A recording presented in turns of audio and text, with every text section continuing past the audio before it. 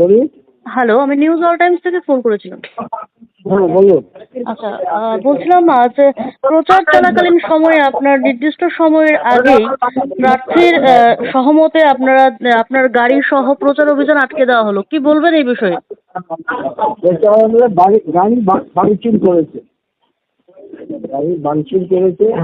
এটা কি বন্যায়, এটা বিখ্যাত জায়গা, ধর্মনগরের শান্তিপ্রিয় মানুষ।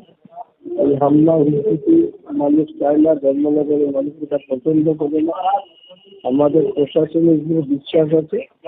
প্রশাসন ধর্মনগরের সমস্ত মানুষকে বলবে যে আপনাদের গণতান্ত্রিক অধিকার উৎসবের মেজাজে প্রয়োগ করুন। প্রশাসনকে বলবো মানুষ যাতে তার গণতান্ত্রিক অধিকার সঠিকভাবে প্রয়োগ করতে পারে। বিজেপির প্রার্থী জাতীয় কংগ্রেসকে ভয় দিয়েছে, ভয়কে মানুষের মধ্যে না ভয়ের পরিবেশ তৈরি করার জন্য এরকম হামলা ইস্যুটি করছে। ধর্মনগরের মানুষ এটাকে মেনে নেবেন না। ধর্মনগরের মানুষ ভোট থেকে বেরিয়ে 9 তারিখ তারা তাদের পবিত্র ভোটাধিকার প্রয়োগ করবে। একেবারে মাঝে আর একদিন বাকি, তারপরে কিন্তু আমাদের রাত পোহালেই ভোট। সেই ভোটের ঠিক আগ মুহূর্তে একেবারেই খোদ বিজেপির যিনি প্রার্থী ওনার সহমতে এরকম একটি ঘটনা।